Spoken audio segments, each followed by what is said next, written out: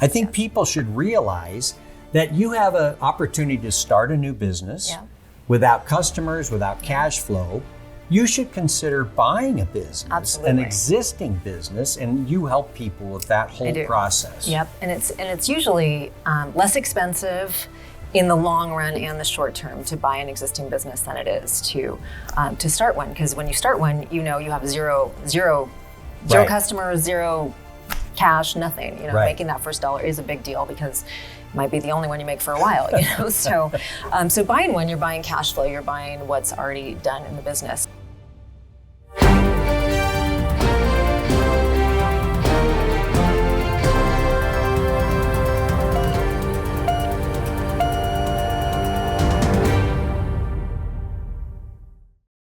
Hey there, welcome to Tenero. My name's Garrett Sutton. I'm joined by my co-host Katrina Loftin, and we're talking today about buying and selling a business.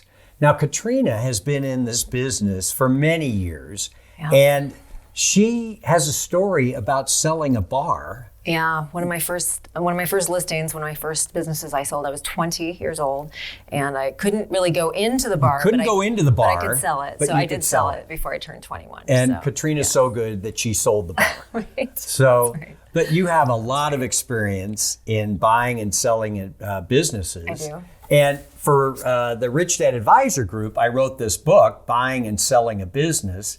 And so I wanted Katrina to read it and go through some of her experiences on buying and selling a business, because this is important. I think people should realize that you have an opportunity to start a new business without customers, without cash flow. You should consider buying a business, an existing business, and you help people with that whole process. Yep, and it's usually less expensive in the long run and the short term to buy an existing business than it is to start one. Because when you start one, you have zero customers, zero cash, nothing. Making that first dollar is a big deal because it might be the only one you make for a while. So buying one, you're buying cash flow. You're buying what's already done in the business. So thank you for giving me your book, because I thought it was well written, and I really think anyone thinking of buying a business should read this. It was very informative. Well, thank you. And one of the things about buying a business is sometimes you can get bank financing. Absolutely. Almost all the time. I mean, unless it's, they don't, SBA doesn't do SIN type businesses, SIN being like, they won't do a bar, they won't do a brothel, things like that. So those are out. But most businesses in general, if it cash flows and it's priced appropriately, it has to be priced appropriately for it to qualify for SBA financing. So, a lot of that, you shared some information in there that was good. And, there's a lot of information. You can get it online now. BizBuySell.com has a whole comp database that you can get information on. So, it's not like it was when I started 32 years ago.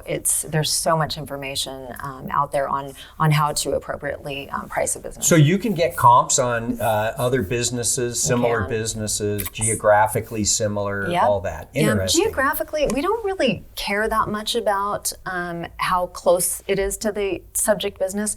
If it's a similar type of business with similar cash flow and similar gross sales, that's really what we're looking for. It really, it doesn't matter that it's in Minnesota versus Reno. It can be anywhere. So that opens it up to more comps, right? Which is good. So and most brokers do try and price things appropriately if you're dealing with a broker. And I thank you for including brokers in here. I appreciate that, because I'm a broker. You always got to pay the broker. And I tell people that if you're trying to chintz the broker, it's not worth it. You want a team. You want a guy on your team on your side. Yeah, brokers are really worth their weight in gold. Truly, I mean, they really.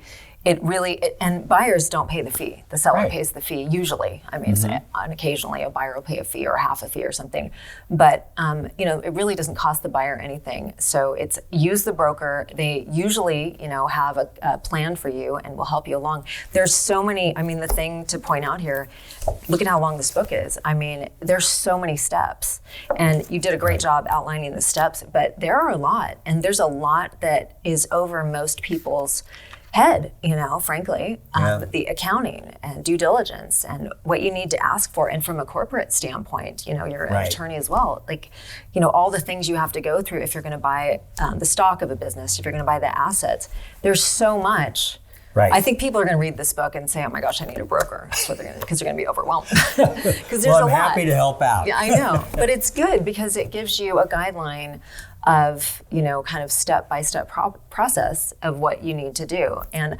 I've read a lot of these books. I haven't read one that I liked as much as this. So I do think you did a really nice job on it. So well, thank you. Absolutely. So let's talk about the team. We mentioned the broker. Yeah. But, business, as Kiyosaki says, is a team sport. And you've got to have the right players. Assembling a team is like, when I do speaking engagements, that's like my number one thing. Yeah. So, and assembling a team is not, so many people have, a cousin that's an attorney or a real estate broker. In a lot of states, you mentioned this in the book, in a lot of states, you don't need a license to sell a business. Right. And in our state, in Nevada, you need a license and a business broker permit. A separate license. Yes, two separate, real estate license and a business broker permit. Most states do not, in fact, I think we're the only one that actually has that business broker permit, but most states do not have requirements, and if they do, it's usually a real estate license. Right. So you have to make sure you have the right people. So just because your cousin is an attorney or if your friend is selling homes, right, that doesn't mean they know how to sell a business. They really don't. Yeah. They usually don't. I mean, I will say, I'm sure there's some out there that do, but they generally don't. So so you need to get the right experts. I mean, that's the most important thing. So the ones that are the best in their field. So as far as attorneys, you want to make sure it's a transaction attorney. How many transactions have they done? Right. It may not be your general business attorney, and many times it's not. So CPA, same thing. Is your CPA just doing a bunch of returns and not really diving deep into the financials and doing audits and reviewed financials? Those guys really understand the stuff they need to go through, right? Well, and with accounting, things can be hidden pretty easily. And so you need someone who can dive in and really understand the numbers. My daughter is working in finance now, and I give her these P&Ls and statements, and she can dive right in and find out what's really going on because the numbers tell a story. Oh, they absolutely do. And so you need to understand what the story is. You do. And you need a good team player. You do. And most people don't understand. Most general business owners really don't understand their financials really well because being a business owner, you have to wear every hat usually. So, I mean, it's no fault of theirs, and it's okay if you don't. You just really need to have someone good on your team that does. Right. And especially from a buyer. So from a buyer's standpoint, I always say, find someone that specializes in due diligence because it will cost you a lot less money and a lot less time, and they know what they're doing. And they are specifically looking for things that aren't maybe right with the business and or are right, and hopefully you get a good report. So attorneys, accountants, and a broker is really important. And you want to make sure you have a broker. I always say if they have credentials and they have letters after their name, that's a good thing because they've done the work. And in our field, it actually is experience is a little more important than it is than just taking the tests and taking the courses. So you have to also have deal experience for certain designations. So that is helpful. That's a good place to start. But then also, how many deals have they done? How many years have they been in the business? It takes years. I mean, I've been in this 32 years. Every deal is different. I'm still learning. Every deal is different. Every deal is different. Yeah, every exactly single deal. Right. And you have players that have their own role in each deal. It's kind of like a movie, right? Where you have characters every time. It's a different character, a different story. Well, it's why it never gets old, right? Yeah. For me, I never thought I would do this for my whole career. It's not a cookie cutter transaction. Yes, it never gets boring. It's always exciting. So, and there's always the next deal. So what's the designation to look for? So I have, there's several different ones from different organizations. The main organization you mentioned in the book is International Business Brokers Association.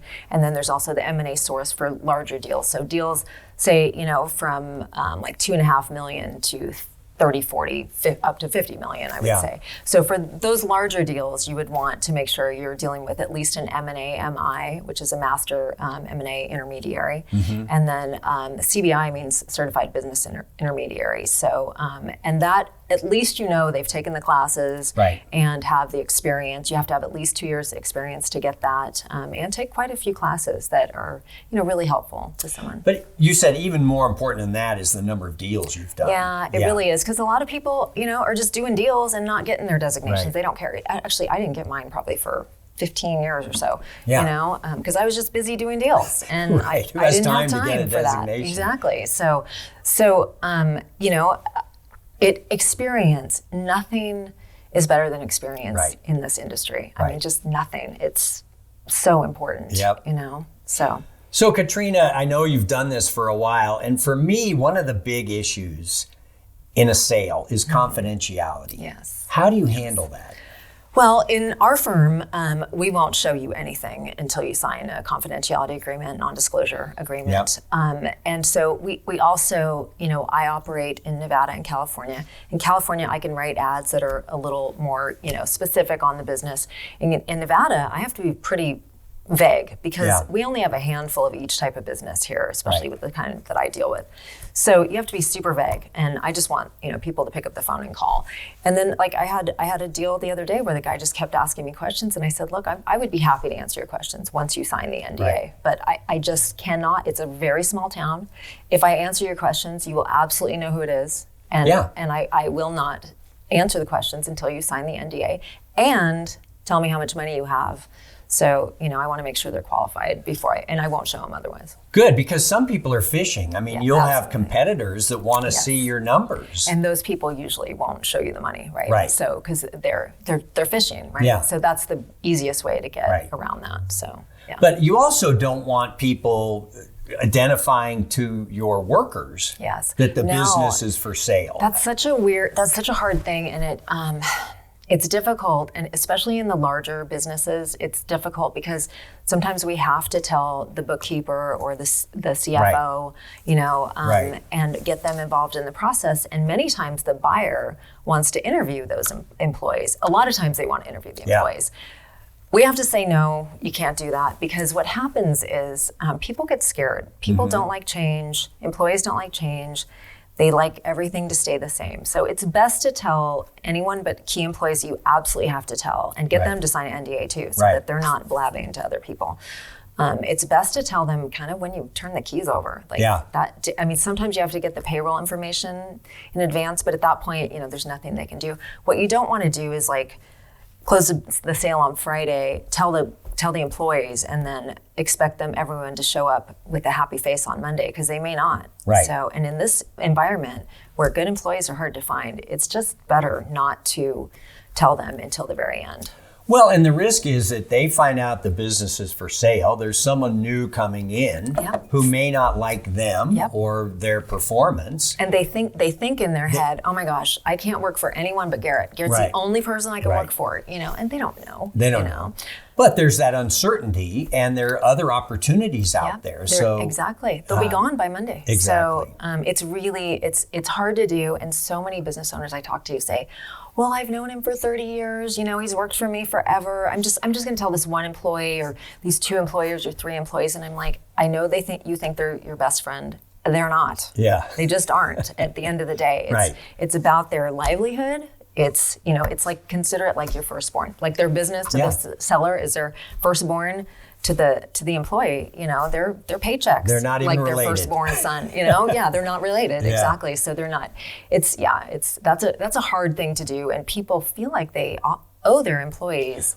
And that's the thing. You become attached to your employees. They, you know, in certain businesses, they're family.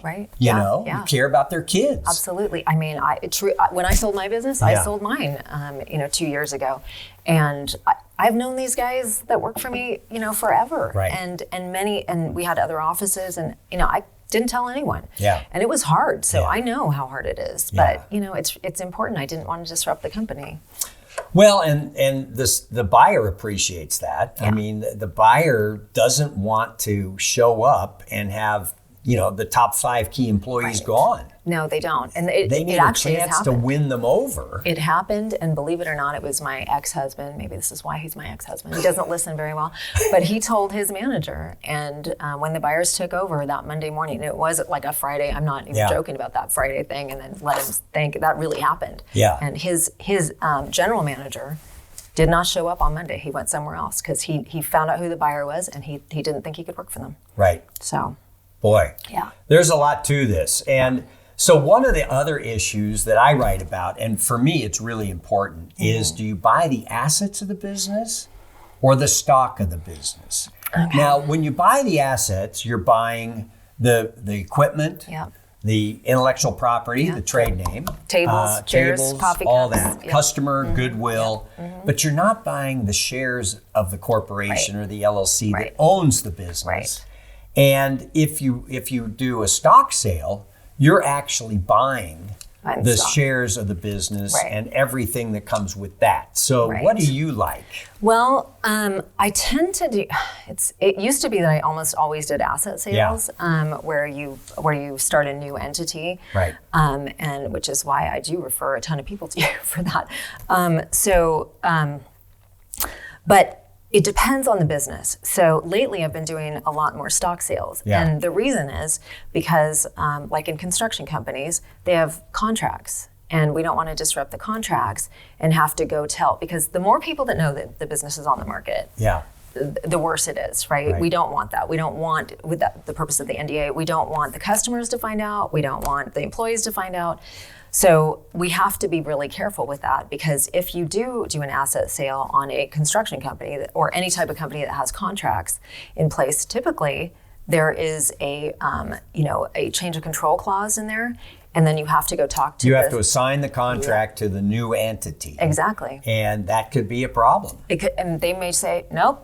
I don't like Katrina. I'm not going to work with her. I've worked with her before. I don't like her. You never know what could happen. So it's better in that case to do a stock sale. And in that case, it's a little easier, but more complicated. It's easier in the fact that you hand the keys over. But I'm doing one right now where they've never dividended out the cash, so there's a lot of excess cash, and now they have to take it out. Well, the buyer's seen that there's all this cash in the business. Buyer thinks they're getting the cash. Oh. They're not getting the cash, and it's pretty evident in our documents that cash is not included, especially excess cash.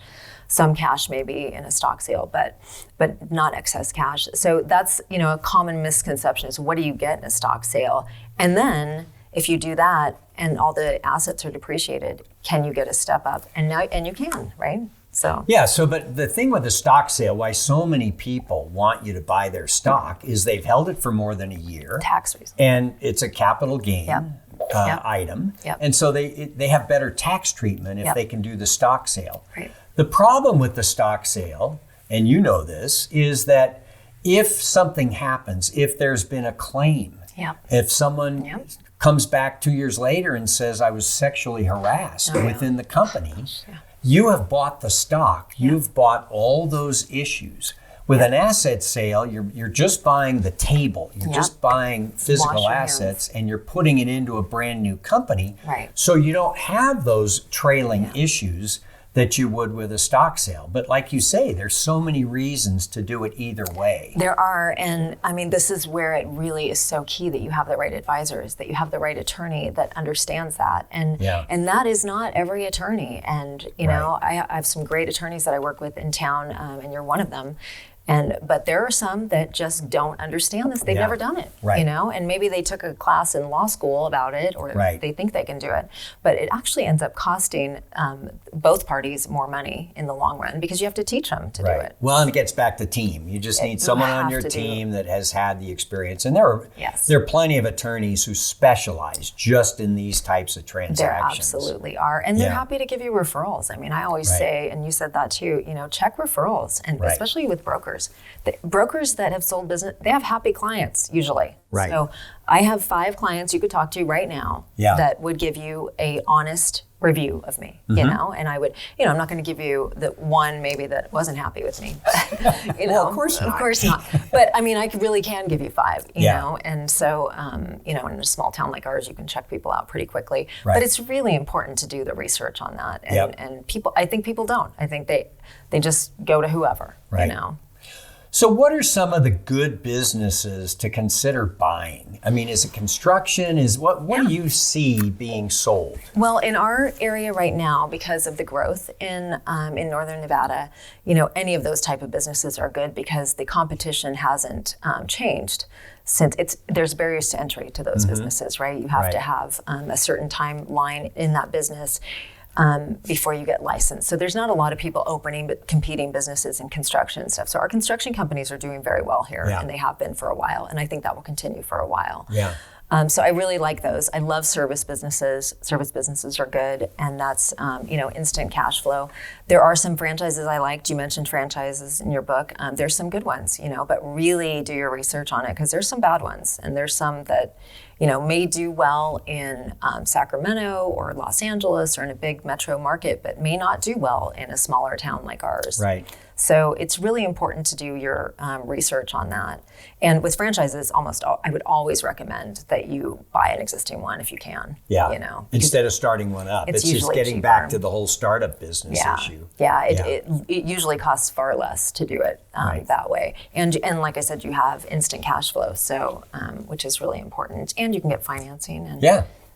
So on franchises, I mean, I did write quite a bit about it in the book, because so many people are utilizing franchises, and people understand that there's a model that has worked. Right. But it hasn't worked all the time for everyone. Right. And so in the franchise document, I always tell people to look at the litigation section. Absolutely. In the FDD, yes, that you want to look at that first.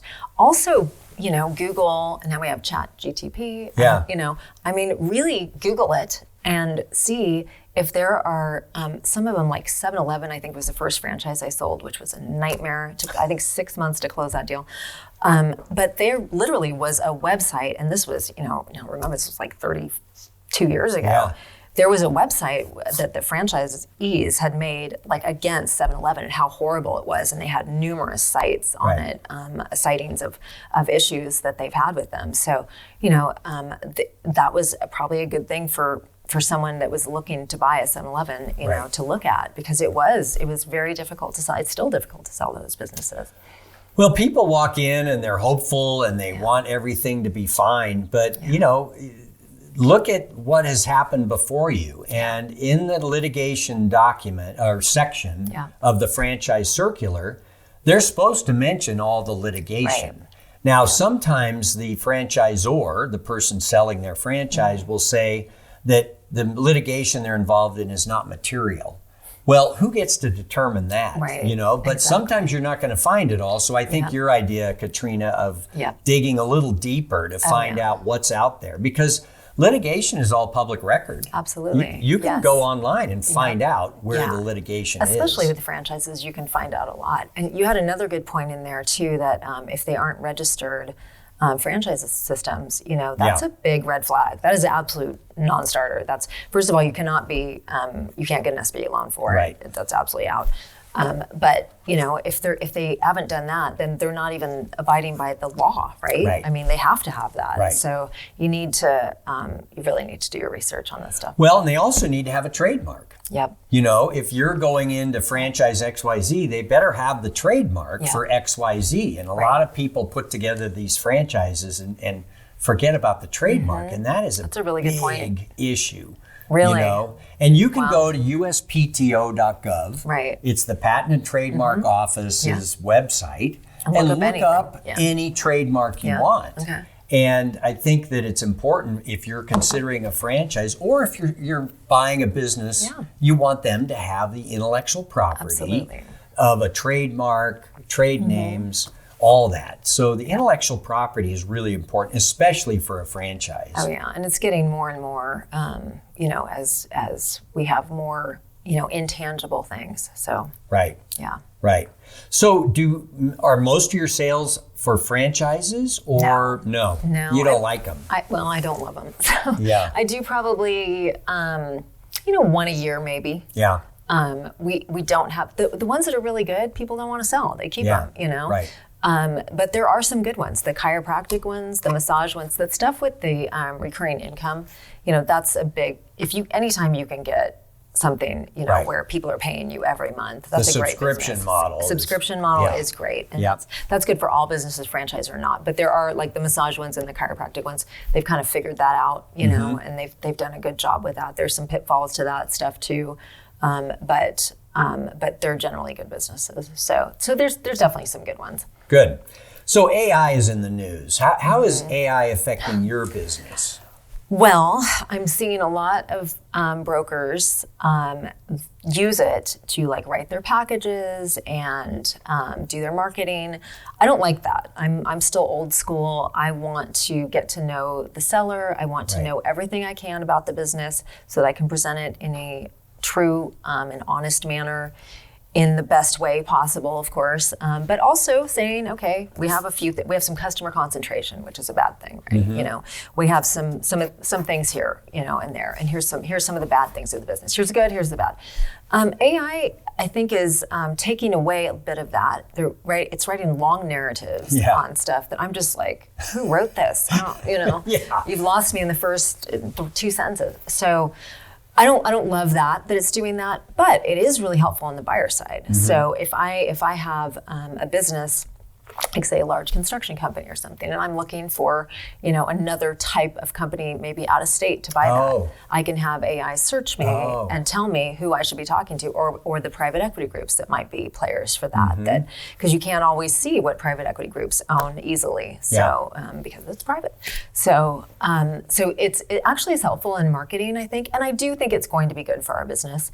I don't think it will replace brokers. I hope it doesn't. That would be awful. But I think it can be helpful, and then also from a buyer standpoint, it gives you more control where you can instead of just Googling things every time, ask ChatGPT. So with ChatGPT, you can actually ask it, you know, give me some examples or find lawsuits on this business. I mean, you know, on this particular business and any business. By the way, you should, if you're buying any business, you better be Googling that business, read all the reviews, read the Google reviews, read the Amazon, not Amazon, well, if that's appropriate, read the Amazon, what's the other ones? You know, all of them. There's so many. Those don't go away. They so don't go you've away. Gotta and you know want to know, what it is. especially like in a restaurant business, you know, if, you know, that's going to be very telling to you. The Yelp reviews, that's what I'm talking about. The Yelp reviews can be telling. Now, there's always those Yelp troll people, you know, that you don't want to pay attention to. But if you're buying a business with 1 Yelp star, like what's going on, and you're not getting the deal of the century, like you need to look into that. So, good point. Yeah. Now, we talked about employees. But the other important thing is customers. Yes. So when the person takes over Monday morning, how do you deal with the customers and how do you make sure they stay with you? Yeah, well, again, you know, change is the big fear thing. So if you can keep the fear factor away as long as possible, that's good. It's typically, you know, you have a transition period. So the seller will stay on for a period of time, usually 2 weeks to a month or sometimes a year, many times a year actually. So, and then they transition that. So the seller should be introducing you to those customers if it's appropriate. If it's a restaurant, you know, if you decide to change nothing, no one even needs to know. You know, many times our very good reporters in this town will find out, in our town, in many towns, because the liquor license is public record. So a lot of times people do find out. But you know, if you keep everything the same and it's the status quo, there should be no reason that you should lose customers. But it's really important for the seller to be, you know, supportive in introducing that and making sure it's good, because you know the seller does not want them to lose customers. So. Well, especially if the seller is selling on a note where they're going to get paid over time. They do not want someone going in and losing all the customers, because that affects their ability to get paid. I literally just did some expert testimony on something like that where, you know, they lost customers, and I don't know if it could have been helped from, you know, the seller standpoint or not, but it's definitely, the lawsuit, you know, happened after that. So it's important to not just check out once you get paid, and especially if you do have a seller note. So And so before we finish, let's talk about the seller taking paper, assisting in the financing. It's very common. So in SBA lending, they want the seller to have a little bit of skin in the game too.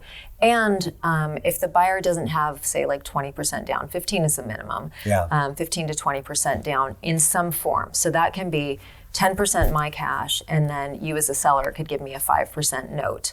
So so that's how I come up with the 15%, right? So, and I think actually 10% for some banks is the minimum. But so that's part of like the down payment, and then you have the SBA loan. Well, so in that scenario, you have to be cautious doing that. You want to make sure you're getting, you know, most of the cash up front. Of course, with the SBA loan, you're probably going to get about 90% paid in cash. The rest of it, you know, it's tough because you're not, the SBA has their, they have the lien on all the assets and your home. The home. Yeah. Yep. I learned that one. Yep. So you really have nothing. Yeah. So if you're going to do it, be prepared to lose it. Be prepared that it's throwaway money, that it's not that important to you. Well, and you want the buyer to do well. You want the buyer to do well. And so it also says, hey, I'm investing in you. I really believe in my business and I believe nothing will change. So it's a good thing to do. Almost every SBA lender right now is requiring it. So for the seller to take paper. So if you want that 90% payday, you've got to take a 5 to 10% note. Well, and look at it from the SBA's point of view. They don't want the business to fail. They want to get paid back. Yeah. So they want the seller on board with this transaction. If the buyer has trouble, they want the seller to say, hey, let me help you. Yeah. What's the problem? Let me help you. So great. Yeah. Well, this is all great information, yes, Katrina. It's been a pleasure talking to you about this. Yes, you too. And, thank you. You're still in the business of selling I am. businesses? I am. Yeah. Yep. Where can people reach you? At Katrina@mabusinessadvisors.com, or our website is mabusinessadvisors.com. Great. Well, thank you again. All right. Thank you so much. Yep. All right.